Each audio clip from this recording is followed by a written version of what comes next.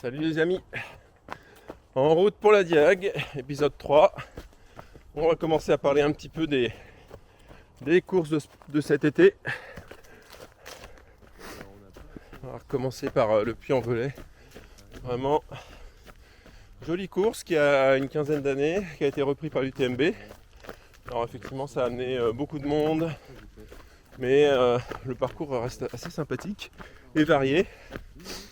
Alors c'est clair que c'est pas les beaux chemins de l'Aveyron, mais il y a quand même des beaux points de vue. C'est varié et c'est sympathique. Et donc pour cette édition, on a refait un peu le coup de l'Alsace. Où j'étais en train d'assister sur le 80 km avec Sabine, Lionel, Delphine et Émilie. Et puis j'ai fait un petit coup à Luc sur le 120 km. Et il a réussi à finir malgré un manque d'énergie. Il a fait manger des chips et boire du coca à un moment qu'il eût cru. Voilà, donc la première journée du samedi, ça a été assez sportif puisque j'ai fait beaucoup de routes pour suivre les copains. Je m'étais mis la pression pour les voir un peu partout. Et voilà, c'est encore ultra plaisant d'encourager et de transmettre ma passion. Et ils n'ont pas eu vraiment de chance avec la météo puisque c'était vraiment le cagnard. Alors, il y a eu une petite averse pendant la nuit. C'était assez impressionnante d'ailleurs, ça faisait un bruit d'orage. Et ensuite par contre, le départ de Monistrol d'Allier, vraiment magnifique. Passage sur une petite passerelle. Et ils sont partis pour 80 km, 3500 D+. Pour Sabine et Lionel, c'était vraiment les plus gros objectifs. Delphine également. Voilà, Émilie, c'était son troisième ultra. Regardez, c'est pas beau ça.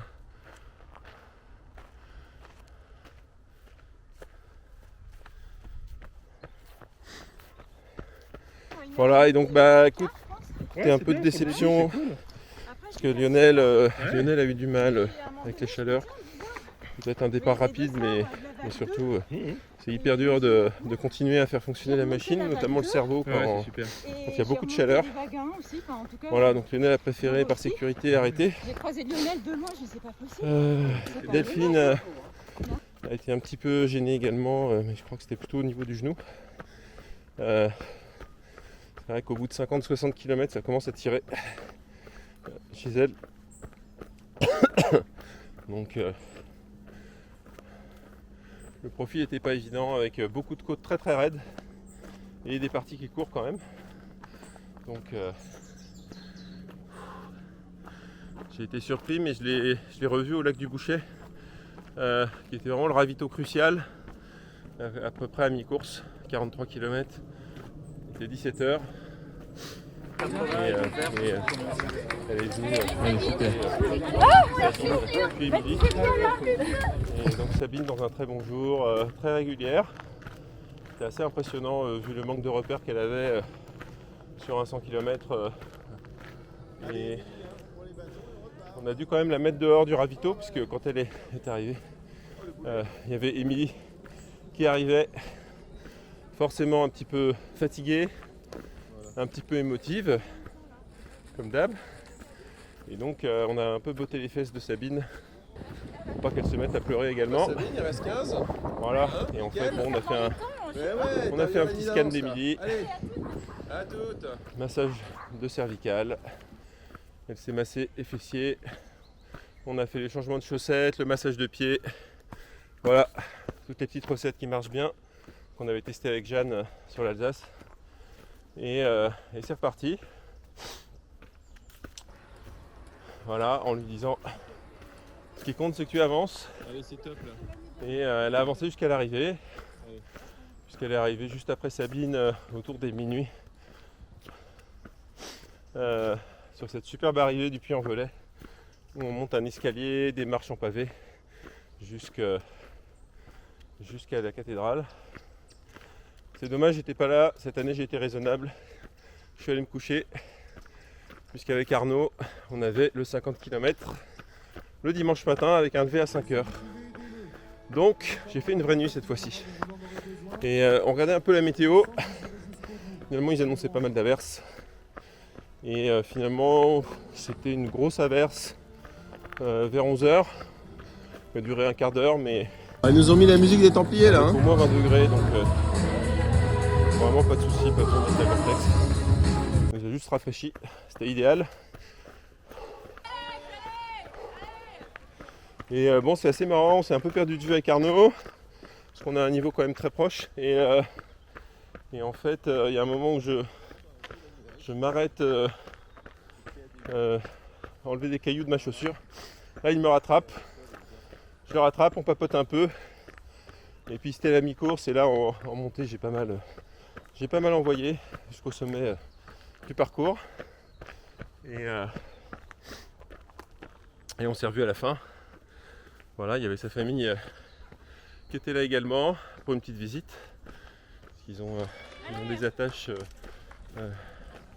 dans le département de la Haute-Loire. En tout cas, mon collègue qui m'avait vanté la beauté des paysages ne s'était pas trompé.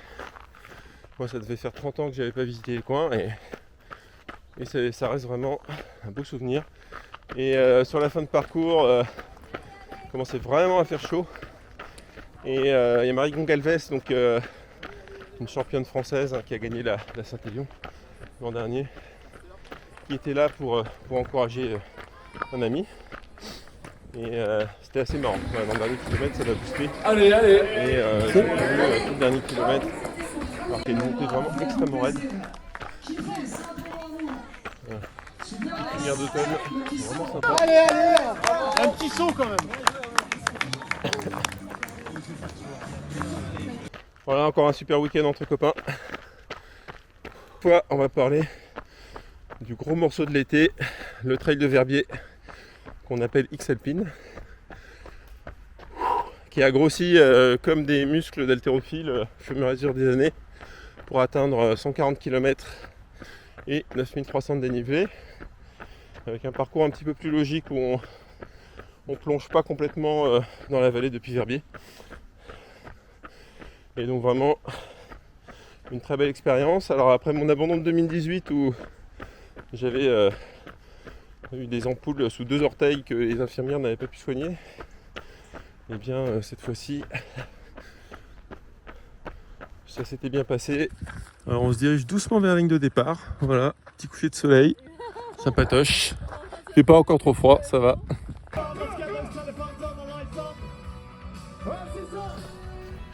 Et cette fois-ci je m'étais bien préparé et j'avais des chaussures un peu plus larges. J'ai pas fait les mêmes erreurs de courir en forêt avec des lunettes de soleil trop puissantes. Donc l'an dernier on a fait le 40 km avec Arnaud, vraiment un très très beau parcours, même si c'était le parcours de repli. On s'était bien amusé. Et cette année, en fait, avant d'avoir mon dossard pour la Diag, je m'étais dit quand même il faudrait que j'y retourne à ce trail, il est joli. Mais c'est pas nos douches. Avant la Diag, donc C'est moi-même. je serai pas orgasme. Comment vas-tu? Ça va et toi? Ouais, bien. J'ai vu ta chérie. Ah, cool. C'est chaud. Donc j'adore Ouais, les c'est bon, hein. Il fait bon. J'ai eu un peu peur. J'avais un peu froid. Ouais, tu vois. quasiment je pas de me vent. suis inscrit en janvier. C'est super bon. Ça va être Et, nickel. C'est une grosse rando, rien de tel. Gourmande, Voilà, grosse rando gourmande. la base. Du 11 Ça juillet. démystifie le truc. C'est ça. Et je pensais pas avoir tellement de têtes connues, mais finalement j'ai vu la diététicienne nutritionniste Mouchka qui était dessus. Après l'an dernier, le parcours avait été coupé à moitié. Il avait fait que 70 km, ce qui était quand même très très frustrant pour tout le peloton. Voilà. Et c'est assez marrant parce qu'on va faire un peu du chassé-croisé pendant toute la course. Donc le départ est vraiment magnifique. Ma femme et mon fils Ça passe pas mal. sont là. Trouver une fille qui fait un On a Karine également qui accompagne Julien pour les autres courses 73 et 24 km. Donc je suis bien entouré pour le départ. Et je manque d'avoir un problème à l'œil puisqu'ils ont mis des fumigènes sur le côté. Et en fait, j'ai un bout de fumigène brûlant qui va dans ma lentille gauche. J'ai peur quelques secondes, mais finalement, tout rentre dans l'ordre. On remonte sur les crêtes de Verbier, c'est magnifique. Il y a un lever de lune. Il y a le reflet dans les lacs. Je suis vraiment dans l'idée de bien doser. Je papote avec un premier gars, Mathieu, qui a un peu mal au genou. C'est parfait, ça me permet de ne pas aller trop vite en descente. Et ensuite je me fais doubler par Nouchka, je papote avec elle, c'est vraiment sympa. Et là donc j'arrive à s'embrancher avec sa team.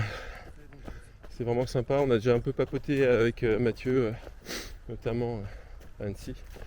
Ils sont vraiment sympas. Et Nouchka est vraiment super concentré, on fire. Et c'est vraiment plaisant à voir tout l'amour qu'il y a autour d'elle. Et donc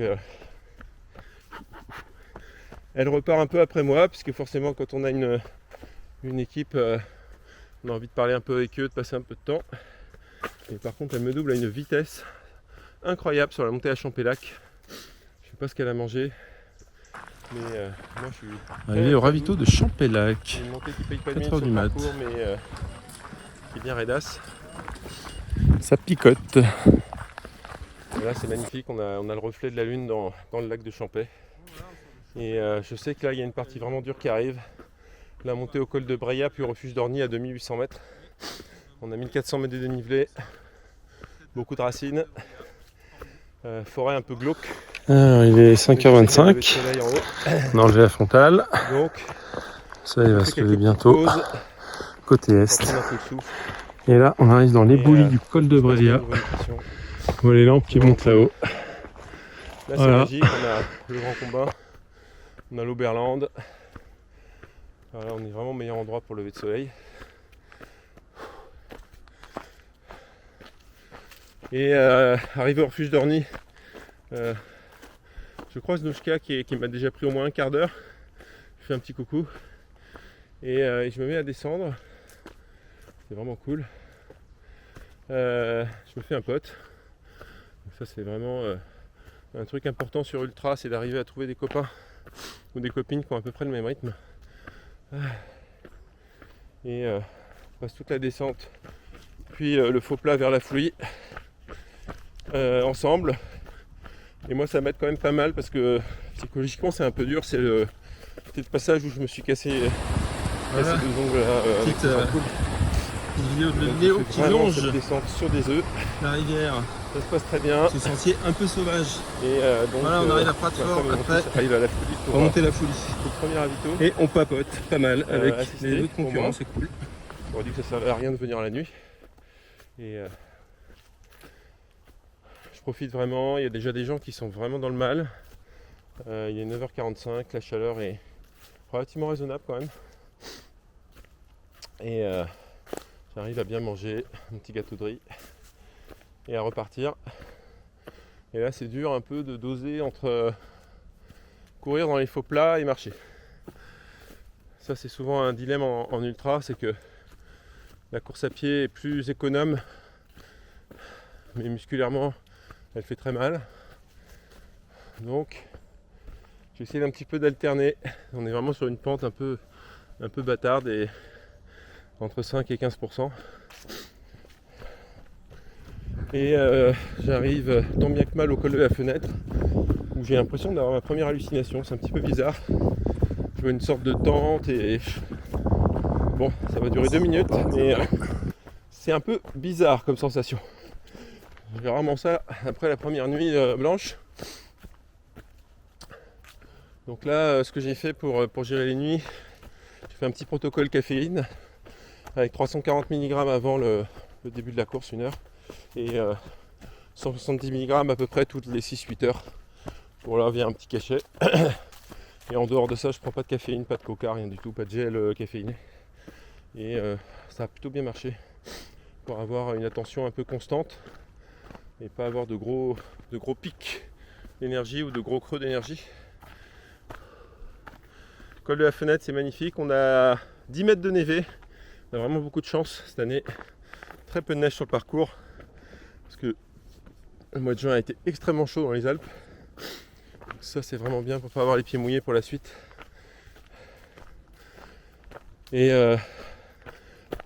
on croise une cyclo au col du Grand Saint-Bernard. C'est Bravo vraiment mon amour, cool. c'est Un petit super ce lac que tu magnifique. fais. Mon fils court à C'est côté de moi. super. Et Ouais, elle est très très dure. Anushka est en train de péter. Donc elle prend son mal en patience. Elle y va tout doux, elle continue. Et en fait, je la rattrape sur le point haut suivant, qui est le col des Chevaux. Il y a un truc absolument incroyable. Avec un versant nord très très pentu, petite qui zigzague, qui est maison dans la magnifique. prairie. Voilà, c'est l'arrivée Et d'Alex. après, c'est la longue vallée À qui Bourg-Saint-Pierre. mène, à Bourg-Saint-Pierre, avec le passage de Bravo un mon petit cœur. lac, artificiel, il y a un barrage. Ça va chérie? Et là, on sent que on commence à fatiguer. On arrive dans l'après-midi. Quel incroyable panorama, regarde. Ah ouais, c'est pas mal. Ouais. C'est pas mal, ouais, comme tu dis, c'est magnifique. Bravo, bravo, C'est assez bravo. Tu viens avec moi? Il y a une famille maghrébine en tenue traditionnelle qui vient me voir, qui papote, qui nous regarde un peu comme des animaux du zoo. Et je trouve que c'est assez sympathique d'avoir encore des orgas comme ça où en fait on n'est pas trop strict, on a beaucoup d'humains et on peut échanger vraiment sereinement. Il y a un gars qui court aussi qui vient me voir, ça c'est cool. C'est une association qui a de très nombreuses années et qui fait beaucoup de vulgarisation et qui aide pas mal les gens à se mettre à la course à pied, à organiser des courses off. Donc je salue Kikourou, toujours un beau dynamisme. Et là ça repart à nouveau et en fait elle s'est fait ravitailler en dehors de cette salle, Anushka, et elle est repassée devant. Et là j'ai repris un peloton de gars que j'avais déjà vu. Et là on se fait un peloton de 4. Et là on appuie comme des morts, comme des porcs. Parce que là on en a un petit peu marre. Et on veut aller à la cabane d'Émile avant le coucher de soleil. Et là c'est vraiment très très spécial. C'est une suite de montées raides, faux plats, montées raides, faux plats. C'est interminable. On sait pas trop si on doit marcher, courir. Et sur la fin je les laisse un peu partir. Et là on commence à voir le vrai ravito moroir. Donc à la cabane d'Émile on est sur un col hyper venté. Les gens commencent à avoir froid. Moi ça va pas mal, je recharge assez vite. J'hésite un peu et puis finalement je m'habille. Dans la descente je me redéshabille. C'est un peu n'importe quoi. Parce qu'en fait il fait encore assez chaud une fois qu'on est en dessous du col. Et on va remettre la frontale une demi-heure après. Et là c'est la dernière fois que je vais au Anushka, c'est magnifique, c'est sur une arête au soleil couchant. Et il y a vraiment des points de vue incroyables. Donc là on a le coucher de soleil sur les dents du midi. Avec la cabane Il y a le massif à couler à la Haute-Savoie, en Chablais. Et on plonge dans la nuit, c'est parti. Je croise la crew de Anushka à la cabane Brunet. C'est vraiment cool. On me dit que je suis assez frais par rapport aux autres. Ça me fait plaisir. Je sais pas si c'est vrai, mais ça me fait plaisir. Et là c'est parti. Là c'est vraiment long. On va monter à la cabane de Panossière. Donc un terrain relativement technique. Et je vais pas l'atteindre 2 jours. Cette fameuse passerelle au-dessus du torrent du glacier. Tant pis. Nous arrivons à la fameuse passerelle. Et avec mon pote belge, on envoie. On parle en anglais. On entend Parce le qu'il est des Flandres. Et c'est magnifique. On voit le balai des frontales. On voit tout le tracé. C'est incroyable. Et le ciel commence à se couvrir un tout petit peu. Quelques petits nuages. Et je passe la passerelle de nuit. C'est hyper glauque. On sent qu'il y a 300 mètres de vide en dessous, on voit rien. Et Et là je double une dame qui a une prothèse en forme de lame pour courir. Je l'encourage. Il y a vraiment un bon esprit dans cette course. C'est pas très dense, mais un très bon esprit.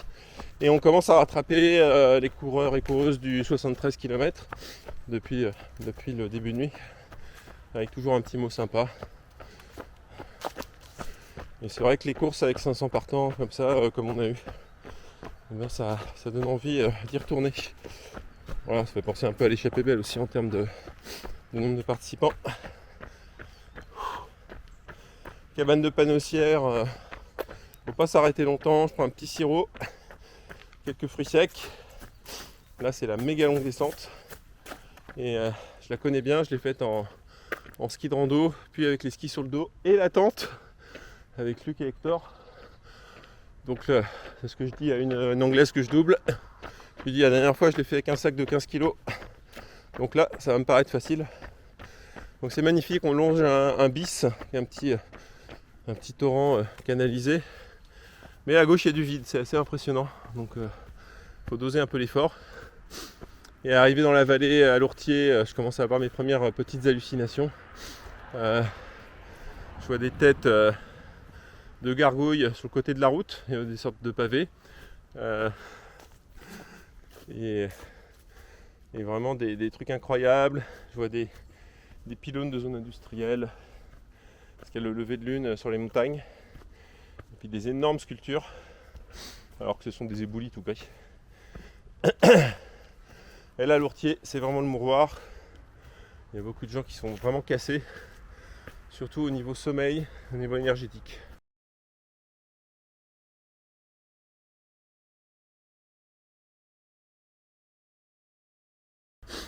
Voilà. Et c'est pareil, je me trouve encore un pote pour la montée de Lourtier. On appelle ça le mur de la chaux. C'est le dernier mur. Ah, il fait 800 mètres de dénivelé. Très très pentu. Et donc là c'est vraiment débranchage du cerveau. On appuie sur les bâtons. Et on a un lever de soleil encore incroyable quand on sort sur les alpages. Voilà, fin de la deuxième nuit et je sais que je vais arriver à une heure sympathique. Voilà, j'ai dit à ma famille de ne pas venir à Lourtier parce que à 3h du mat, je pense qu'ils n'auraient pas été très utiles. Moi j'avais juste besoin de recharger mes gourdes et de continuer. Et l'arrivée est juste incroyable. Il y a le départ du 27 km et Julien m'a vu au loin et en fait il vient me taper dans la main. Voilà, ça c'est un sens du timing incroyable. Incroyable! Fini en 34 heures. À 8h du mat. Incroyable! Ma mère me rejoint juste après. Ça faisait à peu près 20 ans qu'elle n'était pas venue sur une ligne d'arrivée depuis le semi-marathon de Paris, au stade Charletti, et ça me fait vraiment plaisir. Après il y a les courses enfants, enfin vraiment un après-course vraiment top. Voilà. Vraiment des moments hyper intimes qui créent beaucoup de liens, et notamment avec les personnes que j'ai vues sur la course, et je vais essayer d'en recontacter plusieurs parce que c'était vraiment une course incroyable qui m'a permis bien sûr de travailler tout l'aspect dénivelé, puisque 142 km, 9200, c'est quand même du dénivelé costaud. J'ai testé 3 types de chaussures, Salomon Genesis, Girag normal et Brooks Caldera. Donc c'est à peu près ce que je vais mettre à la Réunion sur quel type de terrain. Et j'ai quand même 3 mois pour me mettre à m'entraîner sans bâton et refaire un peu de montagne, travailler la chaleur et puis continuer à travailler la nutrition en même temps. Ça va être un truc important sur 40 à 50 heures de course sur l'île de la Réunion. Allez les amis, ciao, à la prochaine!